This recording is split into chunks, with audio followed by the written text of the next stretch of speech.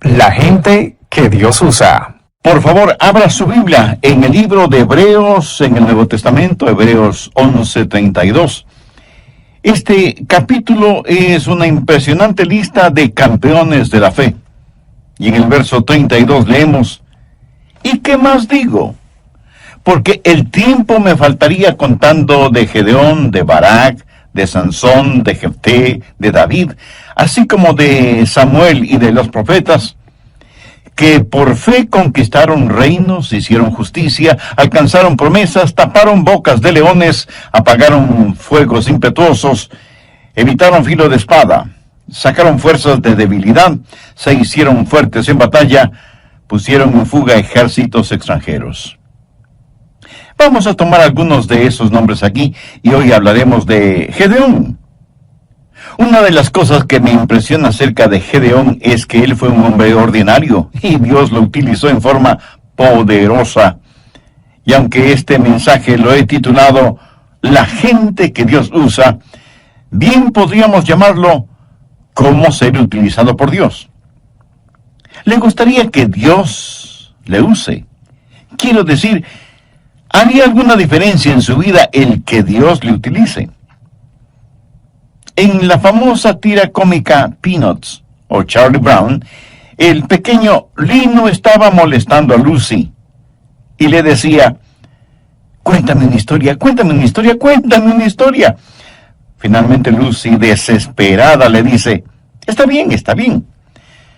Había una vez un hombre que nació, vivió y murió. Y luego se cayó y siguió su camino. Y Lino comenta, como para ponerse a pensar, ¿verdad? Amigo, ¿va a ser eso verdad acerca de usted? Nacer, vivir y morir. Existir para vivir y vivir para existir. ¿Es eso todo en su vida? Escuché de un hombre llamado Willy que trabajaba para una organización. Un día Willy murió. Y alguien fue a la oficina donde Willy trabajaba y dijo: me gustaría aplicar para ocupar el puesto de Willy, que él dejó vacante. Y le contestaron: Willy no dejó ningún puesto vacante. Qué triste, ¿no le parece? Y me pregunto, ¿cuántos de nosotros no dejaremos ningún puesto vacante cuando vayamos hacia la eternidad? ¿Hace alguna diferencia el que usted viva? ¿De qué sirve su vida frente a los demás? ¿Cuál es la clase de personas que Dios usa? Bien, vamos al capítulo 6 de Jueces para encontrarnos con Gedeón. Permítame darle el trasfondo de esta historia. Eran días difíciles en Israel. El diablo estaba como león rugiente y los enemigos de Dios estaban ganando victoria tras victoria. Parecía que el pueblo de Dios aparentemente había tirado la toalla. Ya no cantaban firmes y adelante. Y todo lo que trataban de hacer era permanecer con vida. Y creo que así está nuestra presente generación. Y estamos esperando milagros. Eso es lo que dijo Gedeón. ¿Dónde están los milagros de los cuales hemos oído? La presente es una generación que en verdad no espera que Dios haga milagros. Es una generación que dice: pobre Dios, ya no es lo que solía ser, ya no tiene el poder que antes tenía, ya no salva multitudes, ya no destruye ciudades, ya no pone al mundo de cabeza. Parece que Dios está viejo y enfermo, su mano se ha debilitado, su oído ya no escucha, sus ojos ya no ven. Pobre Dios. No, mi amigo, no. Dios sigue siendo Dios. Y necesitamos entender que no hay ningún indicio en las Escrituras que diga que no podemos tener un poderoso avivamiento en esta época en que vivimos. Es cierto que la mayoría de personas no creen eso. Cuando se habla de avivamiento, la gente sencillamente sonríe y dice que más bien está esperando el retorno de Jesús. Yo, como predicador de la palabra de Dios, quiero decirle que nunca ha habido una mejor época que esta para la predicación del glorioso Evangelio de Jesucristo. Y quiero decirle algo más. Dios le quiere a usted, señor. A usted, señora. A ustedes, jovencitos y niños. Dios los quiere en medio de todo esto porque Dios tiene un plan para su vida. Y debemos dejar de estar quejándonos y lloriqueando por estar viviendo en estos días de desafío. Jueces 6, desde el verso 11. Y vino el ángel de Jehová y se sentó debajo de la encina que está en Ofra, la cual era de Joás Abieserita. Y su hijo Gedeón estaba sacudiendo el trigo en el lagar para esconderlo de los madianitas. Y el ángel de Jehová se le apareció y le dijo: Jehová está contigo, varón esforzado y valiente.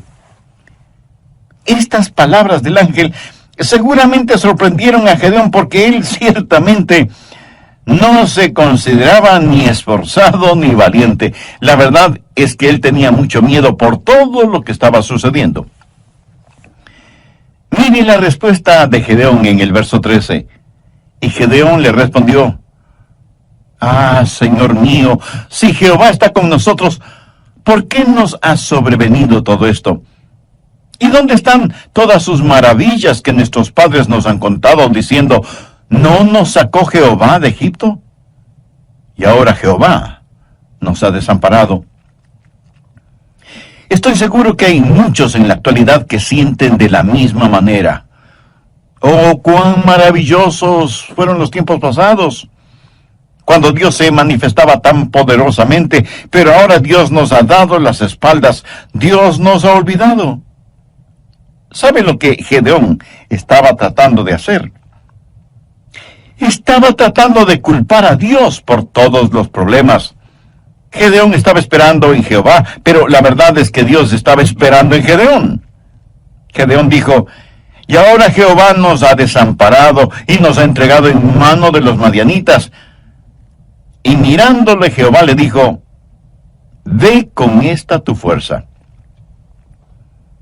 Aquí tenemos a un hombre muerto de miedo, a quien Dios le llama hombre de valor, y le dice: ve con esta tu fuerza y salvarás a Israel de la mano de los madianitas. ¿No te envío yo? Entonces le respondió: ah, Señor mío, ¿con qué salvaré yo a Israel? He aquí que mi familia es pobre en Manasés, y yo el menor de la casa de mi padre. Jehová le dijo: ciertamente yo estaré contigo, y derrotarás a los madianitas como a un solo hombre. En otras palabras, Dios le dijo a Gedeón: Gedeón, tengo un trabajo para ti, porque eres un hombre de valor. Pienso que Gedeón habrá respondido: Señor, ¿estás seguro que te refieres a mí? De todas las familias y tribus de Israel, mi tribu es la última, y mi familia la más pobre, y yo soy el menor de mi familia, y dices que quieres usarme. Sí, Gedeón, voy a usarte. Ahora présteme atención. No se atreva nunca a decir que Dios no puede usarle. Eso es como insultar a Dios. Si usted es un hijo o hija de Dios, nunca se considere una persona ordinaria. Y quiero compartir con usted 5 características de la gente que Dios usa. Primero, Dios usa gente común. Jueces 6, los versos del 14 al 16. Y mirándole Jehová le dijo: ve con esta tu fuerza y salvarás a Israel de la mano de los madianitas. ¿No te envío yo? Entonces le respondió: ah, Señor mío, ¿con qué salvaré yo a Israel?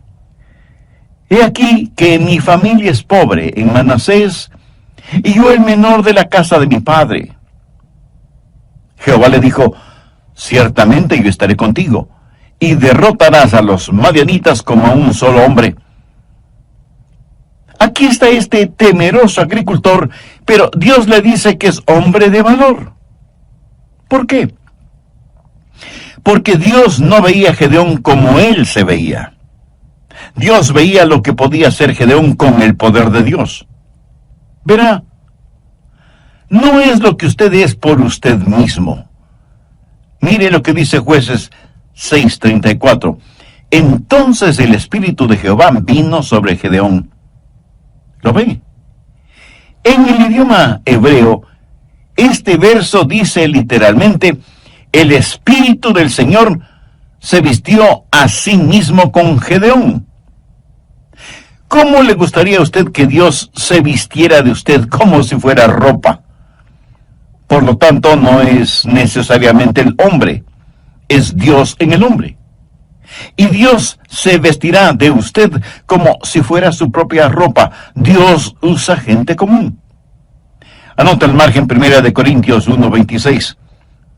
Pablo está hablando a ese grupo de creyentes que iban a poner al mundo de cabeza y dice, pues mirad, hermanos, vuestra vocación, que no sois muchos sabios según la carne, ni muchos poderosos, ni muchos nobles, sino que lo necio del mundo escogió Dios para avergonzar a los sabios, y lo débil del mundo escogió Dios para avergonzar a los fuertes.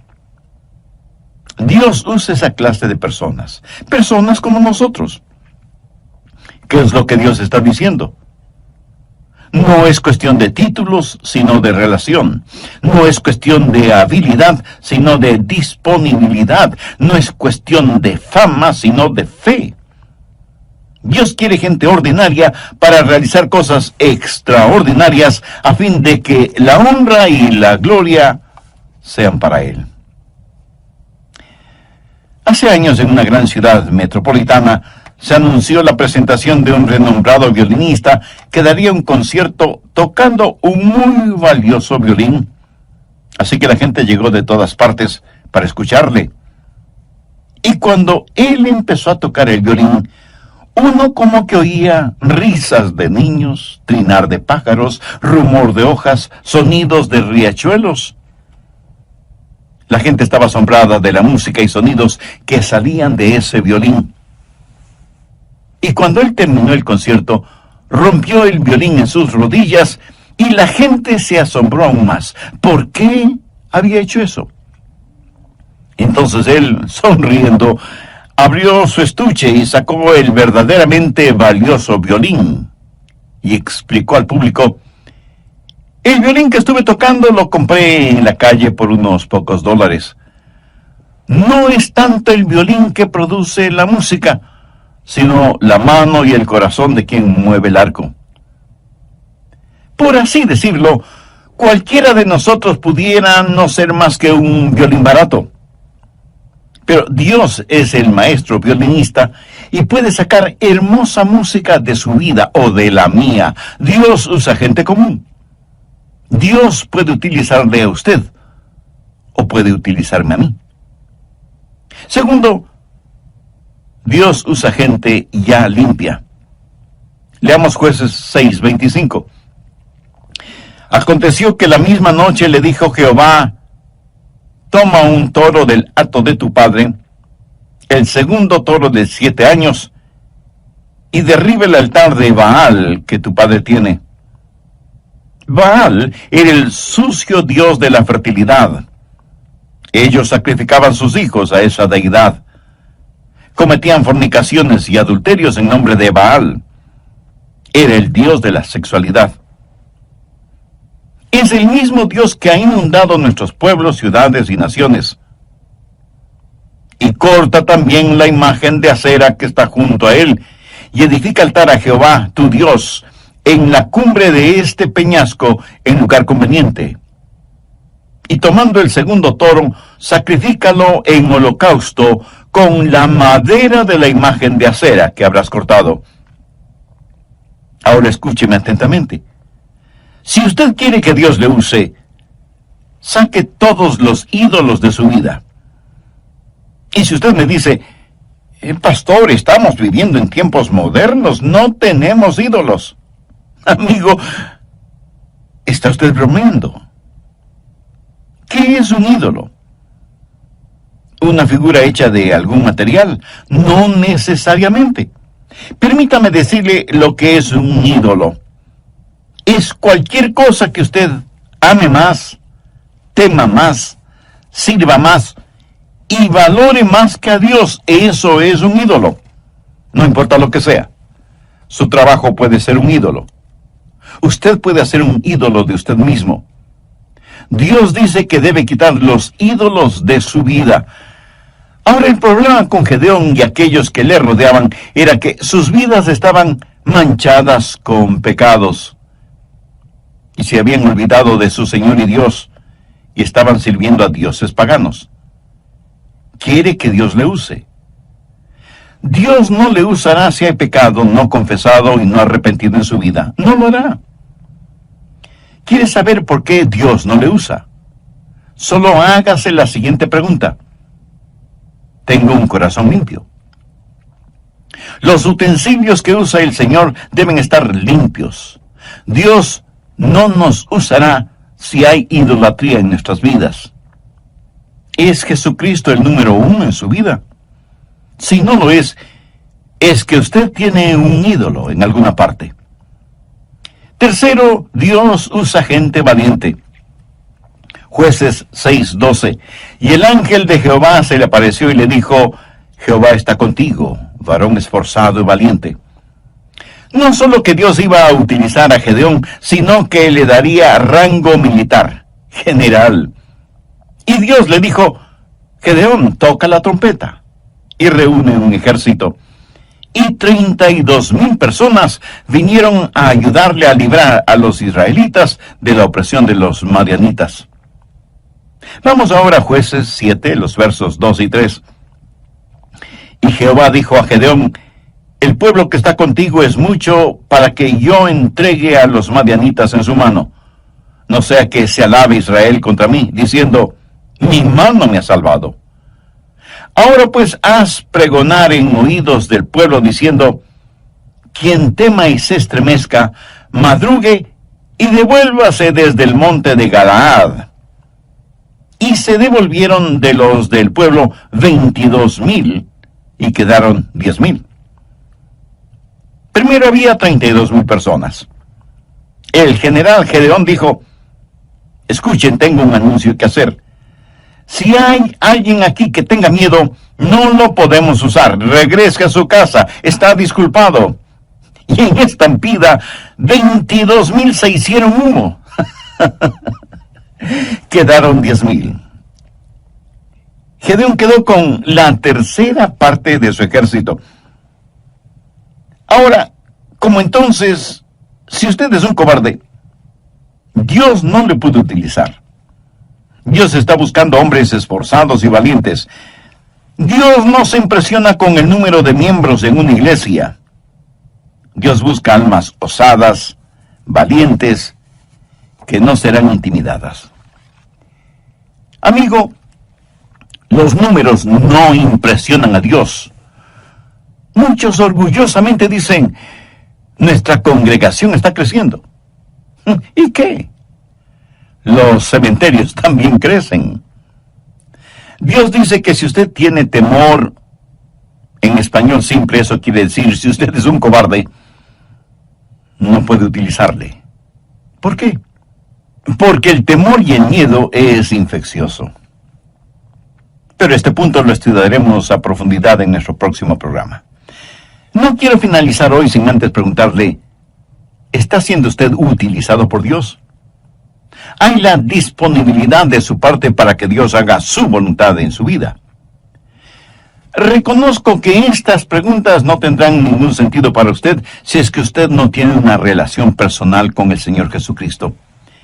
¿Qué significa tener una relación personal con Él? Significa creer en Él, no solo en forma intelectual, sino confiar en Él y recibirle como el único Salvador y Señor. Significa que usted se reconoce como pecador y con genuino arrepentimiento le pide perdón a Dios en los méritos de lo que el Señor Jesucristo hizo por usted en la cruz del Calvario.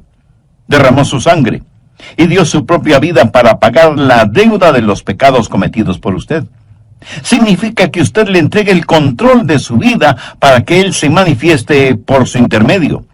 Significa que usted podrá decir, como dijo el apóstol Pablo, no vivo ya yo, sino que Cristo vive en mí. Significa que es que me dan miedo. Bien, no estoy hablando de temores normales, como tener temor de las serpientes o el temor que se siente cuando, estando en un avión, ese avión es sacudido por una fuerte tormenta y nuestro corazón late aceleradamente. Hay miedos y temores normales.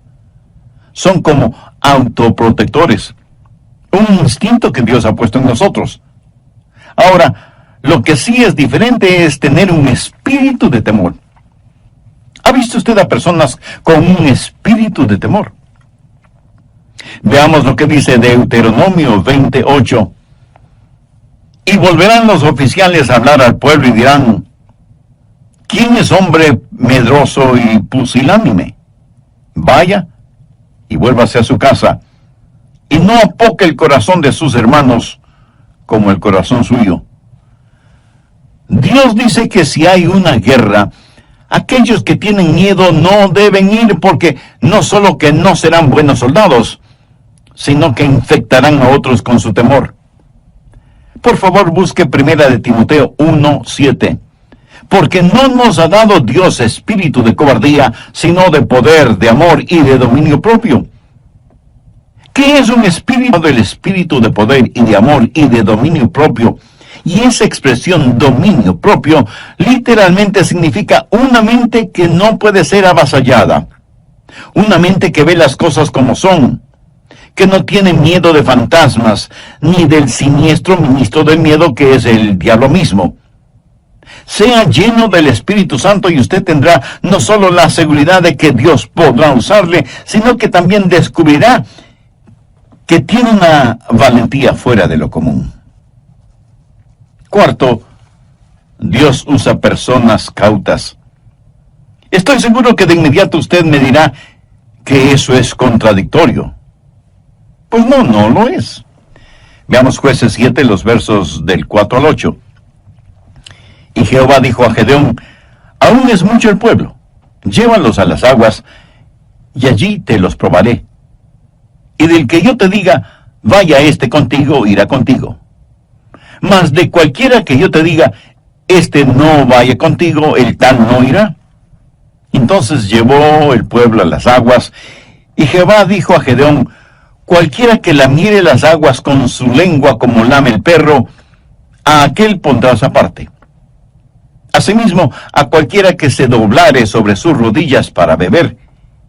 Y fue el número de los que lamieron llevando el agua con la mano a su boca 300 hombres. Y todo el resto del pueblo se dobló sobre sus rodillas para beber las aguas. Entonces Jehová dijo a Gedeón: con estos 300 hombres que lamieron el agua, os salvaré, y entregaré a los madianitas en tus manos. Y váyase toda la demás gente, cada uno a su lugar. Y habiendo tomado provisiones para el pueblo y sus trompetas, envió a todos los israelitas cada uno a su tienda, y retuvo a aquellos 300 hombres, y tenía el campamento de Madián abajo en el valle. Dios dijo: muy bien, Gedeón, has enviado a los temerosos a sus casas, pero hay que hacer otra prueba. Trae a tu gente junto a la fuente de Arod, y diles que beban. Este valle es muy caliente. Yo he estado en ese valle y junto a esa fuente. Gedeón siguió las instrucciones de Dios y trajo a sus hombres para que tomaran agua. Algunos de ellos se agacharon y pusieron sus bocas en el agua de la fuente, empezando a succionar el agua. ¿Puede usted imaginarse lo vulnerable que se vuelve un hombre frente a su enemigo cuando está en esa posición? Y la Biblia dice que el enemigo estaba muy cerca. Sin embargo, hubo un grupo de 300 hombres que cogieron el agua entre sus manos y se las acercaban a la boca, siempre cautos, mirando hacia todo lado. Estos eran hombres cautelosos. Y usted dirá: pensé que hablábamos de hombres valientes. Sí, valientes y cautelosos. Me fascina el balance que encontramos en la Biblia. Mientras en una parte nos dice que no debemos ser amedrentados por nuestros adversarios, en otra nos aconseja estar sobrios y vigilantes, porque vuestro adversario, el diablo, como león rugiente, busca a quien devorar. ¿Está usted en guardia? ¿Sabe lo que el pecado es muy frecuentemente? El pecado es una oportunidad inesperada, una vida desprotegida y una debilidad no detectada. Cuando usted junta estas tres cosas, su caída es segura. Pablo dijo, así que el que piense estar firme, mire que no caiga. Quinto, Dios usa gente confiable. Vamos a Jueces 7, versos del 12 al 15. Y los madianitas, los amalecitas y los hijos del oriente estaban tendidos en el valle como langostas en multitud. Y sus camellos eran innumerables como la arena que está en la ribera del mar en multitud. Cuando llegó Gedeón, he aquí que un hombre estaba contando a su compañero un sueño, diciendo, he aquí que yo soñé un sueño. Veía un pan de cebada que rodaba hasta el campamento de Madián y llegó a la tienda, y la golpeó de tal manera que cayó, y la trastornó de arriba abajo, y la tienda cayó. Y su compañero respondió y dijo, esto no es otra cosa sino la espada de Gedeón, hijo de Joás, varón de Israel. Dios ha entregado en sus manos a los madianitas con todo el campamento. Cuando Gedeón oyó el relato del sueño y su interpretación, adoró, y vuelto al campamento de Israel, dijo, levantaos, porque Jehová ha entregado el campamento de Madián en vuestras manos. Lo que sucedió fue lo siguiente. Aquí está un hombre que es un hombre común, que es un hombre valiente y que es un hombre cauto. Pero ahora necesita ser un hombre lleno de confianza y confiable. Necesita entender que Dios está con él, así que el Señor hace algo por él. Le dice, Gedeón, quiero que busques un compañero y que vayas al campo enemigo a hacer un reconocimiento y ver qué está pasando. Gedeón va, logra pasar la guardia y se infiltra en el campamento madianita. Se acerca a una carpa o tienda de campaña y escucha a dos personas conversando. La una le dice a la otra, anoche tuve un sueño terrible. Cuéntame, ¿qué soñaste? Vi un gran pan de cebada que venía rodando por la colina y se estrelló contra la tienda de campaña y todo se vino al suelo. Imagínate, un pan de cebada haciendo semejante destrucción. Y la otra persona respondió, ¿sabes lo que eso significa? ¿Sabes lo que tu sueño representa? Ese pan de cebada representa a Gedeón. Y eso quiere decir que estamos perdidos. La espada de Gedeón caerá sobre nosotros. Ahora recuerde que Gedeón está oyendo todo esto. Y quiero que piensen lo siguiente. En esos tiempos el pan de cebada era el pan más pobre que uno podía conseguir. No era pan de trigo, enriquecido con 12 o más vitaminas. Era el pan pobre para los pobres. Y en el sueño, ese pan de cebada viene rodando por la colina y destruye el campamento. Cuando Gedeón oyó esa conversación, regresó donde estaban sus hombres y les dijo, compañeros, hemos ganado. Déjeme decirle algo. Hay un temor en el infierno acerca de usted. Y usted dice, ¿acerca de mí? Pero si solo soy un pan de cebada. Precisamente ese es el punto. El diablo espera que usted nunca entienda quién es usted y qué es lo que tiene en el Señor Jesucristo. Y cuando usted dice que solo es un pan de cebada, eso es cierto, pero escúcheme. He visto a gente demasiado importante según su propia opinión, que Dios no ha utilizado. Y he visto a gente que se consideraba pan de cebada siendo utilizada poderosamente por Dios. Dios quiere tomar gente ordinaria para realizar cosas extraordinarias. Por eso usted debe asegurarse de que su corazón está limpio y usted esté lleno del Espíritu. ¿Por qué te pasas rugiendo como un verdadero necio? Y el león le contestó con un brillo de astucia en sus ojos, Amigo, eso no es necedad. Me llaman el rey de la selva.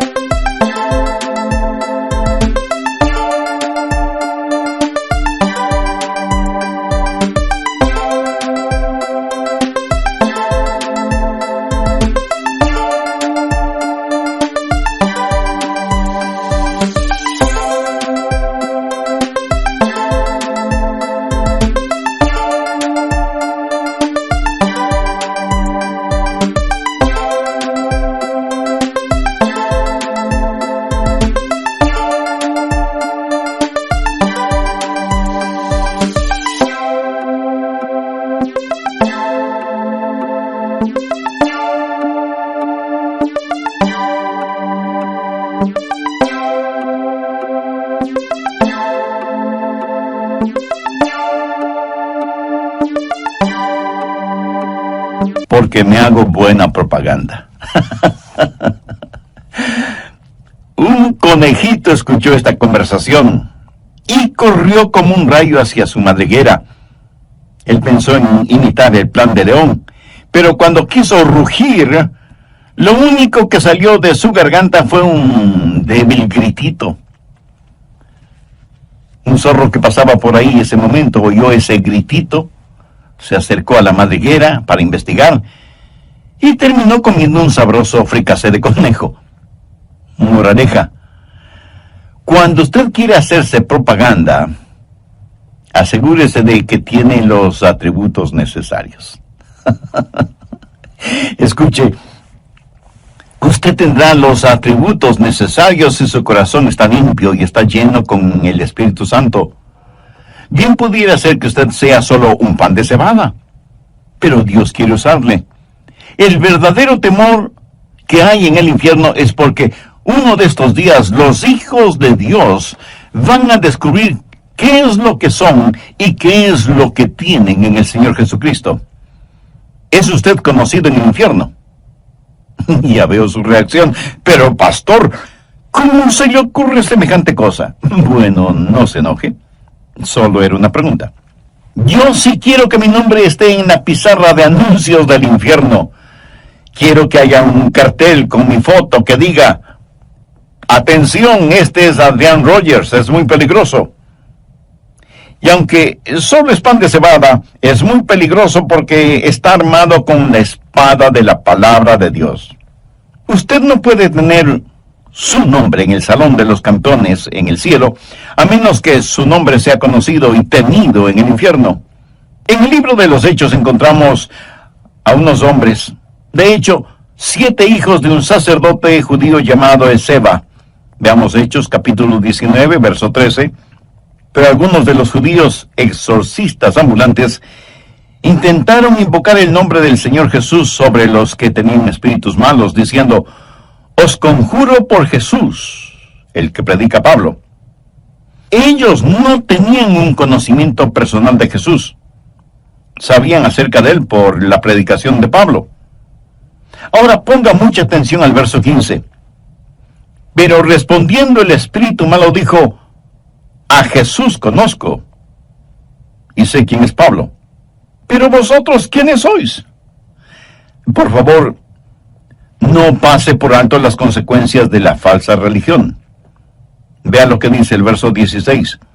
Y el hombre en quien estaba el espíritu malo, saltando sobre ellos y dominándolos, pudo más que ellos, de tal manera que huyeron de aquella casa desnudos y heridos. Eso es religión de segunda clase. Ellos no dijeron: en el nombre de Jesús, a quien conocemos. Dijeron: en el nombre de Jesús, el que predica Pablo. Esa es religión de segunda clase. Usted no puede ir por ahí diciendo: en el nombre de Jesús, del cual predica el pastor Rogers. No. Amigos, su nombre necesita ser conocido en el infierno. Los demonios necesitan saber que usted es alguien, una persona ordinaria, pan de cebada, común, pero valiente, cauto, confiable, que está siendo usada por Dios. Dios les dio la victoria ese día. ¿Quiere usted vivir victoriosamente o simplemente se dirá de usted que nació, vivió y murió? ¿Qué diferencia hará usted en el mundo? ¿De qué va a servir su vida? Y por favor, no me venga con el cuento de que usted solo es una persona común, ordinaria. No me diga que es demasiado viejo, o demasiado joven, o demasiado pobre, o falto de educación formal. Recuerde que no muchos nobles, influyentes o poderosos son llamados. Y no lo son, no porque Dios no pueda ni quiera usarlos, sino porque sus intereses son muy personales y terrenales. Es cierto que a lo mejor Dios no le use a usted en la forma que utiliza a otra persona.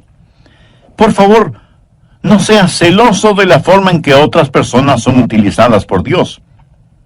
Después de todo, esa es una decisión de Dios, no suya. Usted no puede escoger su lugar de servicio. Pero si usted se pone a las órdenes de Dios, Él le usará. Yo creo eso con todo mi corazón. Anhelo que usted también lo crea. Debemos pedir a Dios que nos ayude como personas y como iglesias para estar listos a pelear la batalla que todavía no vemos. Que nuestro anhelo sea ser vasos escogidos y limpios para que Él pueda utilizarlos. Amigo, antes de que Dios pueda utilizarle, usted tiene que conocer a Cristo como su Salvador y Señor en forma personal. Todos somos pecadores. Pecadores por nacimiento, por naturaleza, por voluntad y por práctica. Nuestro pecado merece castigo. Pero Dios quiere perdonarnos y salvarnos. La Biblia dice en Hechos 16:31, cree en el Señor Jesucristo y será salvo. ¿Qué es lo que usted cree acerca